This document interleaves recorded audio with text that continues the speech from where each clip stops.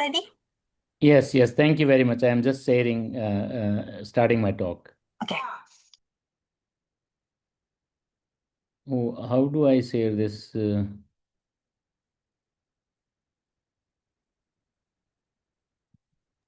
Can you find the link below? Not link, a button that said share. Yeah, it says share, and then when I click it, it just takes me. Okay, now I got it. Okay. Can you see my? Yes. If you can do the slideshow, so it can be larger or something. Or Yeah, is it I'm the just best trying one you to- can? No, no, I will do it. Just a minute. Okay.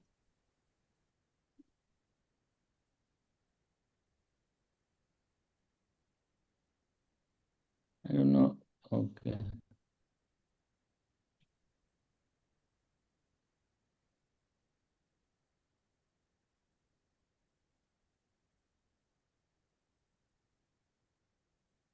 There are too many things this AI doing in between. The AI chat comes, and when I just try, just give me a second. Yes, yes, I can see there's a play button Yeah. above. Whenever I go to play button, this Zoom screen comes, Oh, okay. and that I'm not able to move around. Okay. I see. I think you can approach it. Yes.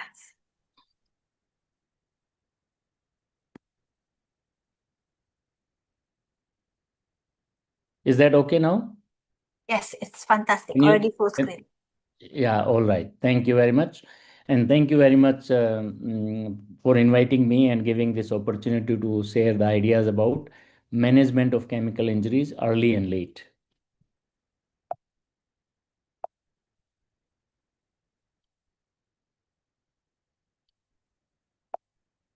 Oh, I may have to stop sharing and go back because it's not able to move. Maybe you can go to the left side of the screen and there's a, I mean the next screen. So not from your keyboard, but from your left screen. There is nothing that even my cursor disappear. Ah, Okay, now it's fine. I think because the file size is big, that is why it takes time. Are you able to see this video? yes, it is playing very nicely. Okay, so this is a 27-year female with chemical injury with a toilet cleaner, and 1 week back presented with the on Mexican medical treatment. So when you see such a patient, look at the drawing, the green circle, that there was the epithelial defect. But when I saw it, we thought that it's not going to heal because there was a limbal ischemia. Even after 1 week, the vessels are not able to grow or revive. So I'm doing a 360-degree peritomy or remove the dead and necrotic part and clean up the entire surface and then use the fibrin glue and stick the amniotic membrane.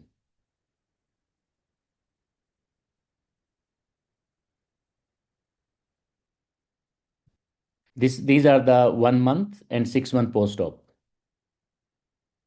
So in such patient, this I would consider a mild burn, not very severe burn, and the outcome can be as good as there is no residual limbal stem cell deficiency at all. This is another patient, slightly more severe. You see, when I'm cutting the conch, there is hardly any bleeding. So when you are doing and as you remove the tenons, and you can see the vessels below. So you want to remove the all dead and necrotic conjunctival epithelium as far as possible, until you induce bleeding. So you see, I have gone very far in the fornices all around, and below that I'm seeing some vessels. And then after cleaning up, and I will put the amniotic membrane with fibrin glue. When you look at the surface, the conjunctiva doesn't look very bad, but it's a completely white sclera and white conjunctiva. This is a more severe. very severe, I would say grade 5 or grade 6, you can make out that there is no blood vessels, there is cornea is opaque, and when you see I'm cutting this, there is no sign of any blood vessels anywhere. There is no bleeding at all. And please feel free to stop or ask questions in between. Otherwise, I'll feel as if I am talking to myself. Okay, So all Prof. of you, please pay attention. Look at totally white and dead and necrotic tissue. No vessels. Maybe when you remove the conch and the tenons, then you down below you are seeing some vessels. And probably the patient you are currently dealing seems to have that kind of severe injury. Now we're trying to remove the conch and tenons, which is dead and necrotic, and still you are not seeing any bleeding. So when you remove, it's totally removed. You just throw it away, right, Prof? Nothing Yeah, is yeah, left. yes. I send it to our lab because we are doing some research on how what is the tissue changes after chemical burn, because these patients present in different point in time. So we are trying to understand the tissue effect of this chemical burn. Yes, but essentially, if you are not doing any research, you can send either to the histopathology lab for understanding the histopathology, or you can throw it. And then we bring the amniotic membrane. And these severe patients, the previous one and this one, will also need systemic steroids. Prof, can I ask question? Because the availability of this cryopreserved amnion membrane in our place is not easily available. We usually use the one that is freeze dried, that is radiated, and then to attach it to the cornea, we use the stitching, the nylon 10-0, and then Mhm. use the contact lens. I feel Mhm. it's not adequate and sometimes can induce infection. What do you think, Prof? I'm not a big advocate of the freeze dried one, and I think your hospital is big enough that you should process your membrane yourself and don't depend on others. And we can share our protocol. We can teach. If you want somebody sent to a team to our hospital, we can train how to process the membrane.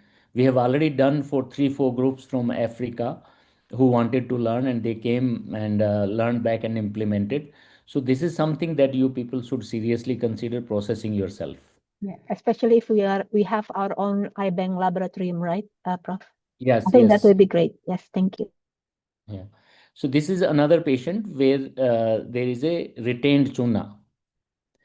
Chuna is lime paste. So you can see this is generally get stuck in the fornices, and you will see this coming out as it is. Prof. Sangwan, sorry to interrupt, but there's a belief that if it's acidic, the chemical burns, the trauma will stay in the superficial because it will burns. In comparison to the alkali, where it will go penetrate and do saponification inside of the eye. But why, like in this case, in our case, it is actually acidic 3.4, but then it just continue on inside of the eye. What do you think, Prof. Sangwan? So this lime particle, what you are seeing, which is true that with saponification and all that, it keeps migrating inside. Mm. While the acid burn, they say it is superficial, but I think the amount of damage they cause to ECM is very deep, and it is very detrimental that the tissue may not, you may not be, even after you repair, the tissue will not survive. Like if you ask me my experience of managing acid and alkali burn, acid burns, they don't do well even with the limbal stem cell transplantation. So there is a difference in terms of the final outcome. So those were the patient with the acute chemical burn. Now I'll share with you chronic or late chemical burn. This is an acid burn. And this will give you a lot of confidence when you are seeing the acute stage management of your patient. This is a patient who came to me in 2001, and he had acid injury because he went to pick up his son who was doing masters in chemistry, MSc chemistry, and while closing the experiment, something went wrong, and his face and eyes got burnt. He underwent multiple surgeries and other things locally, and then he came to us in 2001, and these were the appearance. Left eye, there was a questionable light perception. Right eye had light perception with inaccurate projection, and if you see, the left eye was auto eviscerated. Right eye had some cornea, but the lids were damaged and the cornea was melted, but there was a some sort of a white part which you are seeing. So what we did was that we did skin grafting. The left eye was gone. The right eye we did skin grafting along with the oculoplastic surgeon. And pre-operatively, 48 hours before, I started oral cyclosporin, 200 milligram BD, and then did a multiple surgeries. And this patient, after limbal transplantation, live related direct limbal transplantation, followed by PK with ECC-IOL, we could restore 20/100 vision with N6, and he was on systemic immunosuppression. So in your patient now which you are managing, please do not think that it is not possible to salvage the eye. If you can save the globe with light perception, future reconstruction is possible. And that is the whole idea of me showing you this patient. Prof. Sangwan, can I see the previous picture? There are whitish material that is very thick. Will you consider it is still part of the chemical trauma or infection? Sometimes we are afraid of infection. No, this does not look like infection because it has been there for several years. So to me, Mm. what it is a cornea Mm. which has all 360-degree melted. Only a central island which is white is Oh, the one which is remaining. I see. So if it's happening acutely, is it still possibly because of the chemical trauma, not because of infection? Infection in acute chemical burns very difficult for bugs to survive. I see. Okay. Okay. I understand. So that should not be a major issue. That should be the lower priority. Okay. Got it. Okay. So now I was just showing that I showed you earlier. How do you manage the acute chemical burns when you see first time? So you want to assess the extent of damage, grading and classification, reduce contact time with the chemicals, so wash and clean. Like what you're seeing here, I'm trying to, here I did not remove the conch because the dead and necrotic tissue, I use gentle cautery. So in the acute phase, the easiest and the first thing to do is remove the chemical, wash it, and if you are doing AMG, remove the dead and necrotic tissue. And used aggressive topical and steroids, antibiotics, and consider AMG early, and use systemic steroids in moderate to severe burns. Mild burns may be not required. And this is the Dua's classification. And this classification, please understand, it's only a guide. And the classification will change every day because the patient's response or host response is very important. And that will be variable for each patient. This is a patient I had seen very late. It's a construction worker, came from Dubai, and you see it. You may confuse it with the infection, like they look like an infiltrate, but he had a clear history of cement going in the eye. So I initially tried to do a DALK, but did not work. Then I did a full thickness corneal graft, and with whole surface covered with the amniotic membrane over the graft, and he did quite well. The emergency management we talk, like even before it comes to the eye doctor, wherever the event happens in the labs and other places, immediate step should be do the wash, a thorough washing, and so that the contact time can be reduced. and don't have to wait for a phosphate buffered solution. It can be a clean water, nothing else. If you have pH paper and all that, you can, but there's no point waiting. Just do the cleaning. The lime paste, this is a tuna sitting in the eye, or the lime paste sitting for many months. And if you do not remove it, it will destroy the eye anyway. So double immersion is very useful in these eyes. And for some reason, the lime paste sticks more often in the upper fornix. The technique of doing amniotic membrane in acute chemical burn is slightly different. And I showed you the first few videos. Here, what you are seeing, that I removed the dead and necrotic part only inferiorly. Superiorly, I did a peritomy so that I can stick the membrane. And this is my very early on 2001, 2002 video. That's why I'm using the 10 monofilament sutures. And I did not have the fibrin glue at that time. So you doing the amniotic membrane in the acute stage is very critical, and how you do it matters. And I showed you different stages and different way of doing it.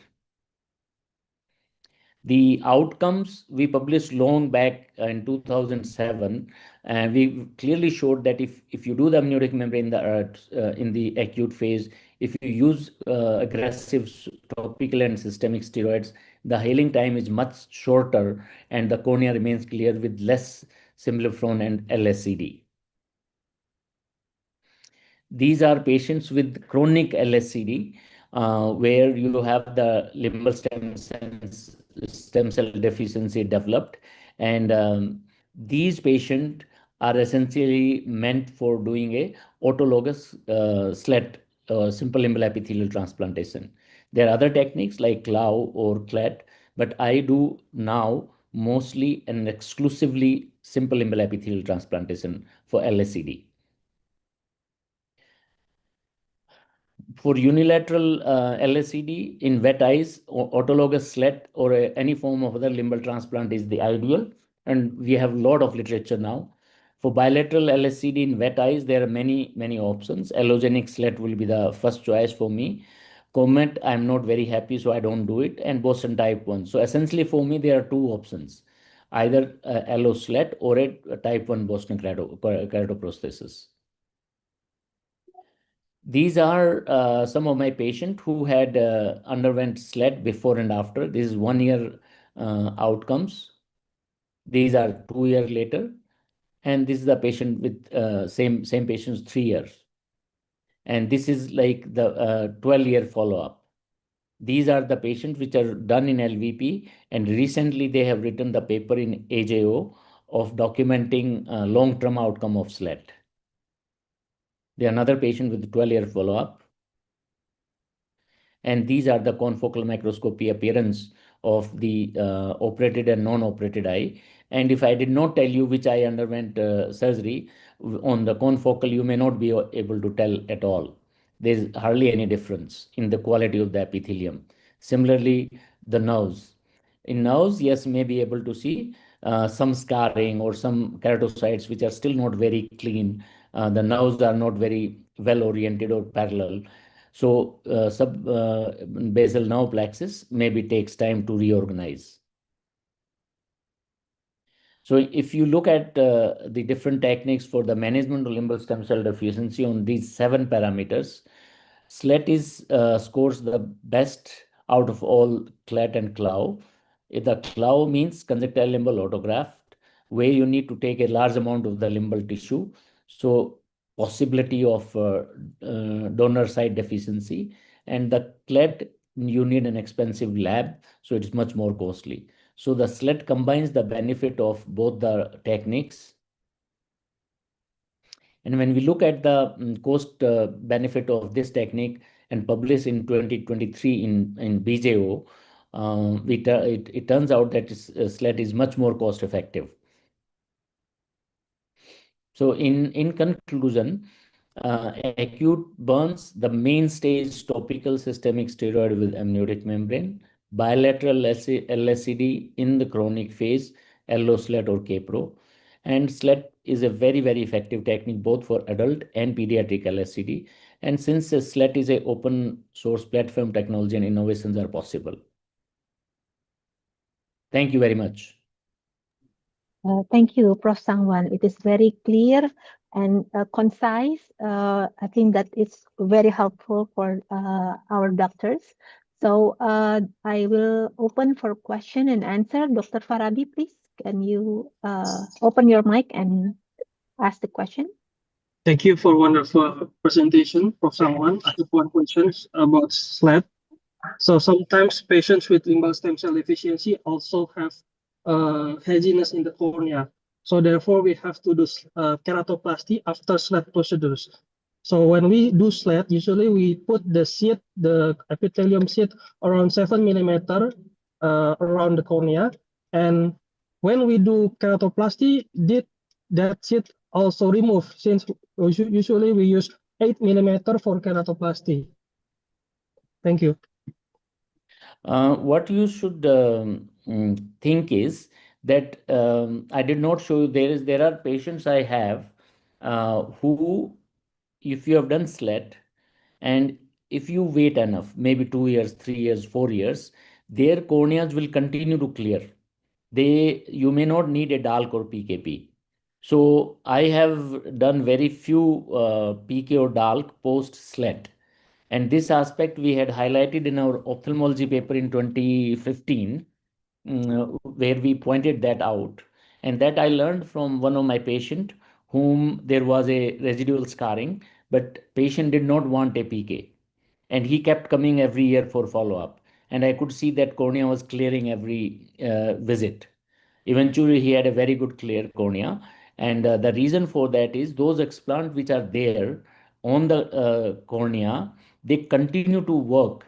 And the mesenchymal cells, stem cells in that mini slit or mini limbus continue to work and remodel the scar. So I will not rush for doing the graft. If you have to do it, that is okay. Even if you size your graft 7.5 or 8, that's okay.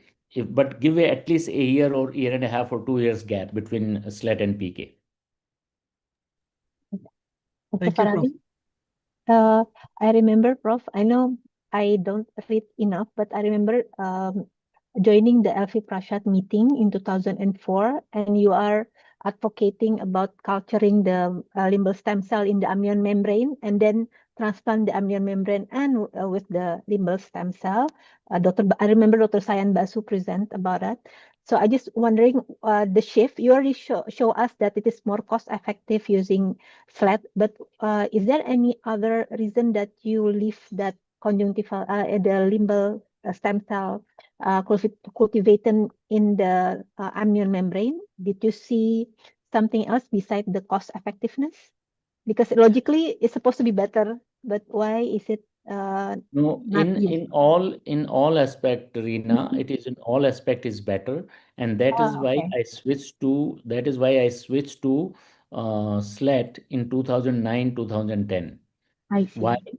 Number one, biologically, if you see, if you do culture on the surface of the eye, the quality of the epithelium will be much better because that's native environment. Number Mm, two, the cost will be much more easy, easy for patients to afford. Third, it is a really very democratic technique. See mm, now, sitting in Jakarta, you people can do the surgery without having a stem cell lab. I see. In India, in remote rural areas, surgeons are doing this SLET. If we were dependent only on CLAT, then they will have to come to LVP or SCH to get the surgery done. So it has done really good. And now I have some data from PubMed. There are 93 publications from around the world, around 35 countries. It has been reported that surgery is done in 35 countries at least. I mean, reported in the peer-reviewed literature. You should try read more. Yes, please, Dr. Farabi. Yes, thank you, Prof. So right now we are developing eye bank in our hospital, and there are many of the scleral rim that been disposed because of the cornea is doing keratoplasty, can we do allo slat using that remain scleral rim, Prof? It I mean for the bilateral chemical injury, right? That You can, but the alloslat creates a problem that you would need to use a systemic immunosuppression. Second problem with the cadaveric tissue is that you are not sure it will grow. And we had published that paper long back in 2005 or 2006, comparing the growth potential of the limbal biopsies from live versus the cadaveric tissue. In live tissues is 100% growth, while in the cadaveric it was only 42%. So if you are doing a autologous, only good option is taking from the either from the same eye or from the other eye, wherever you find the limbus is healthy. Dr. Farabi? Yes, go ahead. And somebody was asking, Daniel Hisar raised a hand. Please go ahead. Yes, Dr. Hisar. Daniel? Yeah, thank you, Professor, for the wonderful presentations. I'm actually working in the oculoplastic and also reconstructive surgery division right now. This is a very wonderful explanation from your based on your experience and also from your research that including early using of the amnion membrane graft. If what about the timing of performing the on acute phase? We can perform it directly after we perform the irrigation, I think. But in the chronic phase, in late phase, I mean in the late phase, what were the timing to perform uh, the uh, Let uh, the IMG? And also my second question will be, sometimes in oculoplasty we are very afraid of the risk of having symblepharon and have to perform multiple surgeries to release and reconstructing the cornices. And sometimes if we only have amniotic, we only have the freeze dried, the result wasn't good enough. So by using this technique, only using in late phase, and also by using IMG, is it possible enough that we can maintain this having a risk of symblepharon in the future? I mean, in chemical case, Prof. And um, also, I'm looking forward if I have a keen interest to performing the grafting of the amniotic membrane in our center. So probably I will have the chance to learn from your center, Prof. yeah, sure. You are based in Hisar or in Haryana, or where are you from? I'm from the same hospital as Dr. Farabi and Dr. Rina Ladis. Okay. See, first of all, those of you who are doing oculoplasty, please do not interfere with the symblepharon formation in the acute phase. When if there is a if the symblepharon is forming in the acute phase, don't worry too much about it. Don't do anything. Let it form. Why? Because the symblepharon is forming because the tissue is sending signal to get some blood supply. So symblepharon is a form of bridge which forms between the lid blood supply and the eyeball. So therefore, you don't want to break it. You don't want to use a symblepharon ring to prevent it, because the symblepharon ring is a mechanical thinking, like a carpenter. Like you don't want it to form. Now we have very good techniques. If the eyeball survives, there are very good techniques to reconstruct the ocular surface and symblepharon release at a later date. In the chronic phase, your first question, in the chronic phase, um, if the epithelium of the surface is healed and there's no epithelial defect, then there's no need of doing amniotic membrane transplantation. It won't serve any purpose. If the surface is epithelialized, whether with conjunctiva, cornea, or skin, then leave them alone until you want to do a definitive procedure for visual rehabilitation. So I hope that I have answered both your questions, and you are most welcome to visit and learn these surgeries in Sarof anytime you want to come. Thank you, Prof. Thank you, Prof. We will certainly try to arrange that. And can I ask the question from the chat room? This is Dr. Triana. She's our newly ophthalmologist, so she just graduated this year. And she asked about early use of topical and systemic steroids. What is the protocol, maybe the dose? And also, I noticed that you use Sandimun 2 times 200. That is quite high. So I think the question is when to use it, how much do you use it, and how long? And for amniotic membrane, back to this amniotic membrane, because we only have the uh, dried one first, but I think we're going to try to prepare the fresh one. But meanwhile, we have that at this time. How do you use it? Do you prefer to use that and the glue, because we have glue actually, or we can stick with the nylon or the Vicryl like you used 20 years more ago? No, that's fine. I mean, the fibrin glue is not essential, but if you have, it makes surgery much simpler and much more, less inflammation. But if you don't have that, it's okay. You can use the tenomonofilament sutures and the vital sutures on the conjunctiva. That's perfectly fine. Mhm. As far as the systemic and topical steroids in the acute phase, topical, I would use every hour or every 2 hour, depending on the severity of the chemical burn in the first 2 weeks. And systemic, I would use from zero point 0.5 to 1 milligram per kilogram as a single dose after breakfast. And along with that, I will give calcium supplement and also give proton pump inhibitors to prevent acidity. The the sand immune I used was for limbal allograft, so that you don't need to use in the acute chemical burn management. So for the acute one, until when do you use that high dose steroid usually? I remember you said only 3 days and then taper them off. No, no, no. I would meaning for the acute Yeah, chemical for the acute. burn you are. No, this should be given at least for a week or 10 days and then taper off.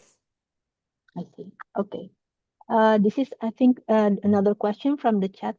What if the symblepharon actually making the eyelid cannot be closed and make the corner severely dry from exposure? So should we open that symblepharon and then try to close everything, the ocular surface? No, Did you see, get I mean the question? the question is good. The see the if the symblepharon is formed and the surface is covered with some kind of epithelium, right? I think Correct. that That is the question. So in Dr. that Siska situation, probably. Mhm. please go ahead. You ask the clarify the question. Yes, Dr. Siska, please. Yes, thank you, Professor Sangwan. So you said earlier that we should just leave the symblepharon because the cornea need the vascularization. And sometimes the symblepharon make the eyelid cannot be closed, and we can see that ocular surface very dry. So it's okay to leave it dry like that. See, if you are planning to do the reconstruction of the ocular surface for visual rehabilitation, at that time you can address all those issues. Or if you want to say that you are planning to do a limbal transplant or a slat, so you can do either a stage procedure, like you in the first stage you do the symblepharon release and amniotic membrane or conjunctival graft or mucous membrane graft, depending on the severity and degree of the symblepharon. And then second stage, after 3 to 6 months, you do the limbal transplant. So it's a little bit tricky when to do what. But my idea of telling you not to bother about symblepharon is like Mm-hmm. when I was a medical student doing residency, we were like taught that okay, if the symblepharon is forming, put a symblepharon ring, don't allow it to form. That is my idea, that if it is forming, don't bother too much about it. Don't Okay, intervene surgically, it's not required, okay. because that is a healing process, and if you Yes. are interfering with it, you are delaying the healing. Yes, yes. Okay. Thank you, Professor. There is another question from Dr. Jessica, it is one of our consultant. She asked, this symblefaron, we're not intentionally making it, or we really try to make it a symblefaron, or we can, if there's no symblefaron yet, can we just do tarsorrhaphy and just close like you said? So I think if I'm right, that is Yeah, your you're question, right. Dr. You're Eki? right. You're Yeah. right. And question is very clinically relevant. The Mm. doctor's concern is that, say, for example, the case number 2 and case number 3 in the beginning I showed, those are very severe burns. So on those patients, I will do a tarsorrhaphy, permanent tarsorrhaphy. Mm. Okay. The permanent tarsorrhaphy. And so doing tarsorrhaphy is not a problem. And in fact, if there are sembliform forms while when we did the tarsorrhaphy, it is beneficial. Eventually, it will help us the globe to survive. Globe means eyeball. If eyeball survives, we can think of some visual rehabilitation. Okay. Reena, I'm very impressed. 133 people joined. Is No, even more because we can only contain this much of a participant. Actually, there are more in the YouTube, so they are okay. very excited about this Oh, thank you, lecture. thank you. Yes, because I think the acute phase is really crucial, and even I don't know about India. Do you have a like public education that if there's a chemical trauma, you should just directly wash? Because in our case, even the patient was screaming and no one helped and no one know how to do it. Do you have Same situation, in okay? India. There's not too much of public education. Yeah, yeah. I mean, we have the CCTV even, and it's not being flushed out. So I think it Yeah. is necessary also to educate the people, layman people, right, Prof? Okay, Yeah. and there's another question. This is our resident, uh, yeah, Ibu Lia, Dr. Lia. So, if for thank you for your session in clinical practice. Sometimes we seek recurrent conjunctivization after SLED. In your experience, what are the most common causes of this recurrence, and how many times you should consider repeating the SLED in the same eye before switching to alternative approach? I would say around 25 to 30% of the patient who undergoes SLAT would have some recurrence, peripheral recurrence, or more, or maybe a sembliform coming back. So I would decide if it's a peripheral recurrence and not limiting the mortality, or it is not a cosmetic problem to the patient, then I would not interfere. If it is more than peripheral, paracentral, or central, affecting the vision, then I would repeat the slat, but I would do a limited, or what we call a top up slat. And that means we will release the symboliphron if it's there, and then maybe use the amniotic membrane and few explants, which you can take from the other eye, and do a top up slat. So this will be custom, meaning custom made for that patient in that situation. And I've done like 3 times in the same eye. And if I see that there is the limbus is getting compromised in the donor eye, then I would not repeat, or I would not do more than 2 to 3 times, because we do not want to cause any harm the normal eye. I hope that answered the question, Dr. Lia. And here I have a question from Dr. Mehak. Is it your fellow, Prof. Sangwan? Yes, he's a Yes. scientist in the lab. Oh, Meg, you can Dr. talk. Yes, you can talk. And the main cause of Ask the alkali question burn. to Rina. Yeah, sorry. No, Rina, it's actually, okay. It's okay. I've been Thank you hearing for to your Dr. question. Yeah, so this was just a question to you, like, in Uh, Indonesia, yeah. what cases, what prevalence is more? Is alkali more than acid? And if your answer is alkali is more, what are the common causes of alkali injury there in the Indonesian population? Yes. So actually, we often have the firecrackers trauma. You know, the fireworks. It is sometimes also alkali because they came with the pH of 8, and also household liquid cleaners. That is the main source of the trauma. And recently, actually, for the criminal, I think it is more between alkali and the acid trauma? Acid assaults are more common, even in India, that mostly the victims are female. Oh. Acid assault. Mm. Yes. So the household cleaner, yeah, Prof. Yeah. Mm.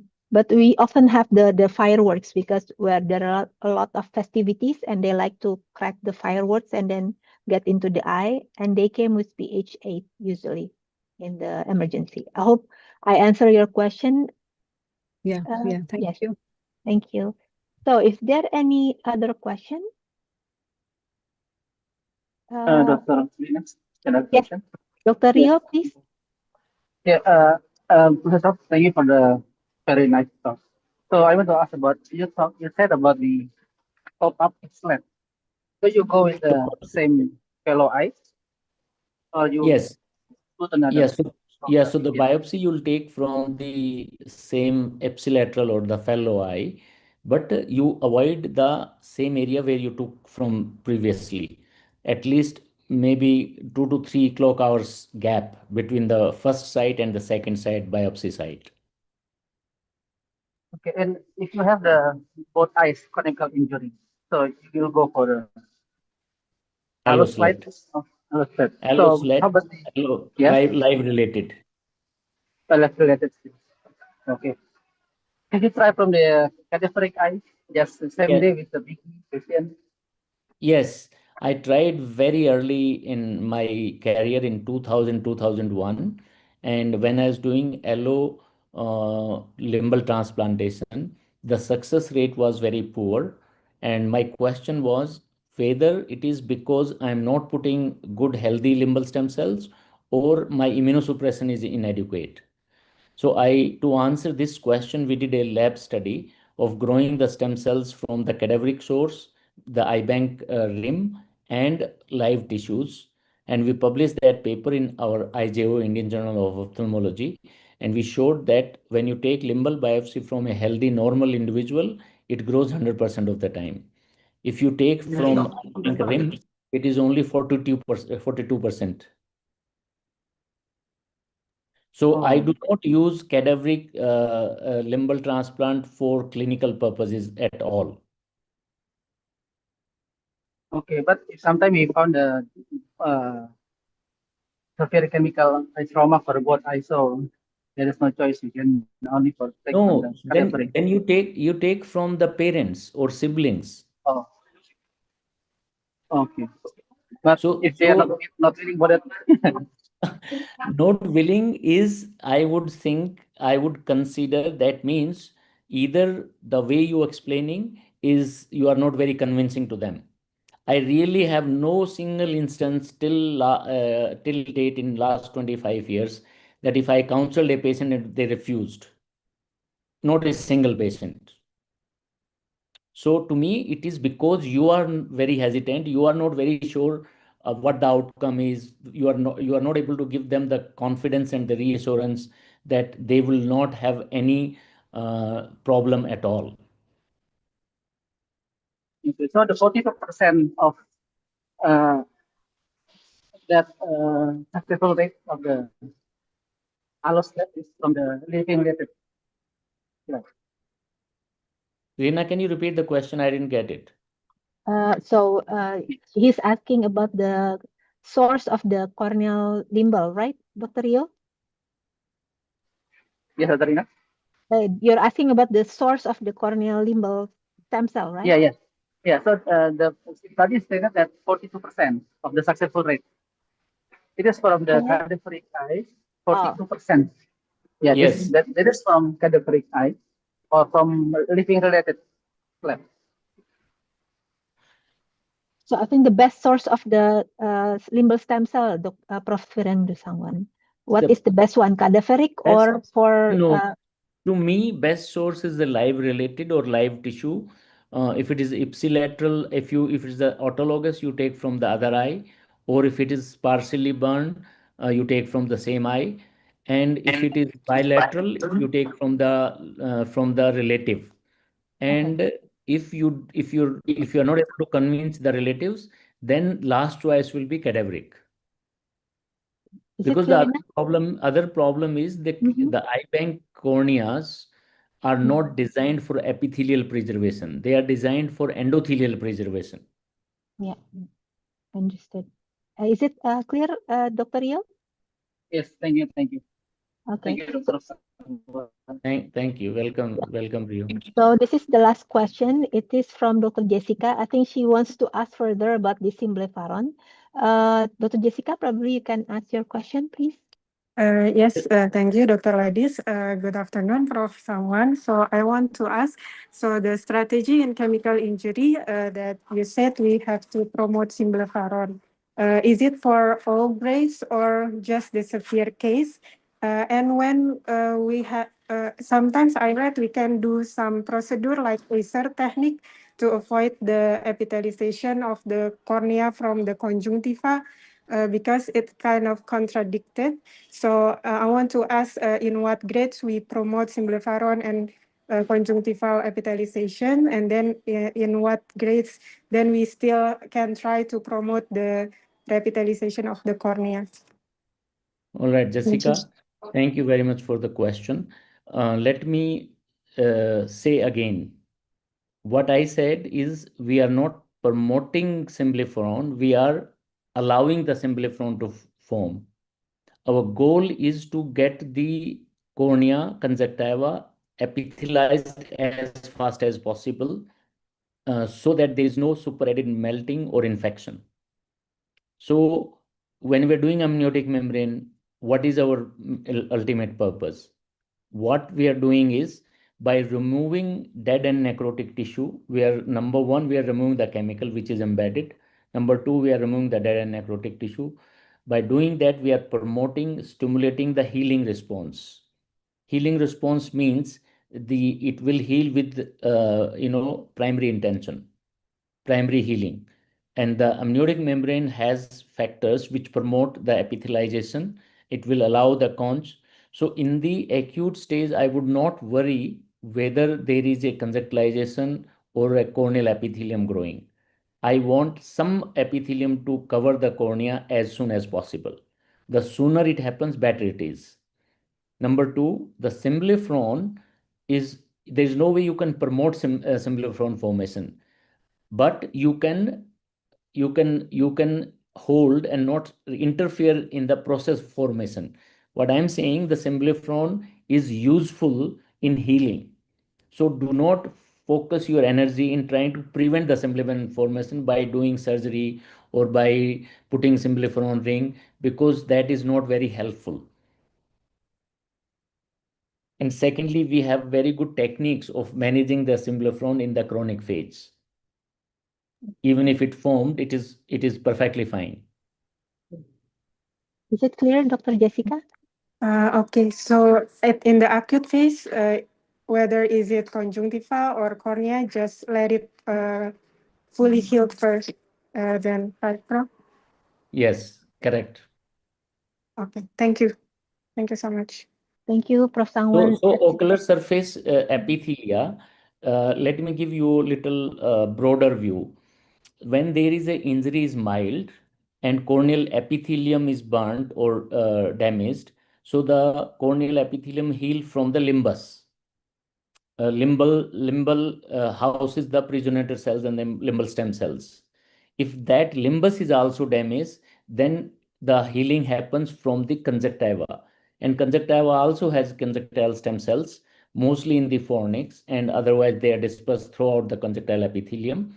And if the conjunctiva also badly damaged, then your skin comes from the lid margin or from the mainly from the lid margin, and that is where you are likely to have a ankyloblepharon or symblifron formation, and that you see in chemical burns, that you see in SJS, you see in OCP, all these kind of diseases where the disease of the epithelia is widespread. So any form of covering for the tissue is important from the healing point of view. May I ask a further question, Prof? So sometimes in Yeah, Jessica, LSCD, please.